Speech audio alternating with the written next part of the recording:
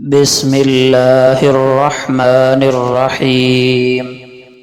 نبی کریم صلی اللہ علیہ وسلم نے فرمایا، کیا میں تمہیں ایسا عمل نہ بتاؤں جو تمہارے تمام اعمال سے بہتر، تمہارے مالک یعنی اللہ تعالی کے ہاں سب سے زیادہ پاکیزہ، تمہارے درجات کو سب سے زیادہ بلند کرنے والا، تمہارے لیے سونا اور چاندی اللہ کی راہ میں خرچ کرنے سے بہتر، اور اس بات سے بھی بہتر ہے کہ تم اپنے دشمن کا مقابلہ کرو، تم ان کی گردنیں اڑاؤ اور وہ تمہاری گردنیں اڑائیں۔ صحابہ کرام نے عرض کی، کیوں نہیں، ضرور بتائیے۔ آپ صلی اللہ علیہ وسلم نے فرمایا، اللہ کا ذکر۔ حضرت معاذ رضی اللہ عنہ بیان کرتے ہیں کہ رسول اللہ صلی اللہ علیہ وسلم کا پاک ارشاد ہے،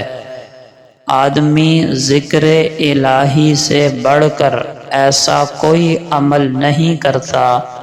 جو اسے عذاب الہی سے نجات دلانے والا ہو۔ نبی کریم صلی اللہ علیہ وسلم نے ارشاد فرمایا، جو لوگ ذکر الہی کی مجلس لگاتے ہیں، جب وہ مجلس سے اٹھنے لگتے ہیں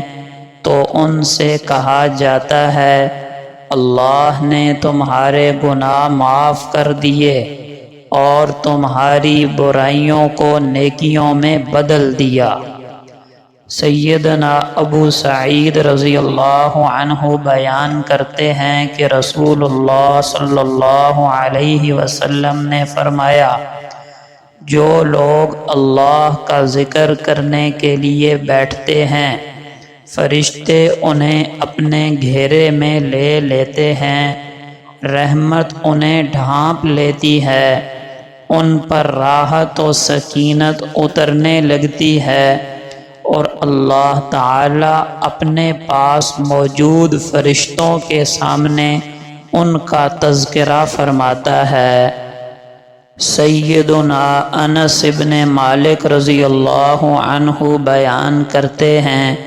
کہ رسول اللہ صلی اللہ علیہ وسلم نے فرمایا، جو شخص مجھ پر ایک مرتبہ درود پڑھتا ہے، اللہ اس پر 10 رحمتیں نازل فرماتا ہے، اس کے 10 گناہ معاف کر دیے جاتے ہیں اور اس کے 10 درجات بلند کیے جاتے ہیں۔ حضرت ابو درداء رضی اللہ عنہ بیان کرتے ہیں کہ رسول اللہ صلی اللہ علیہ وسلم نے فرمایا، جو شخص صبح کے وقت 10 مرتبہ اور شام کے وقت 10 مرتبہ مجھ پر درود پڑھتا ہے، اس کو روز قیامت میری شفاعت نصیب ہوگی۔ سیدنا عامر بن ربیعہ رضی اللہ عنہ بیان کرتے ہیں کہ میں نے رسول اللہ صلی اللہ علیہ وسلم کو فرماتے سنا، جو شخص مجھ پر درود پڑھتا ہے، اس کے لیے فرشتے تب تک مسلسل رحمت کی دعائیں کرتے رہتے ہیں جب تک وہ مجھ پر درود پڑھتا رہتا ہے۔ سیدنا ابو امامہ رضی اللہ عنہ سے روایت ہے کہ نبی کریم صلی اللہ علیہ وسلم نے فرمایا، جو شخص مجھ پر سب سے زیادہ درود بھیجتا ہے، وہ مقام و مرتبے کے لحاظ سے میرے سب سے زیادہ قریب ہوگا۔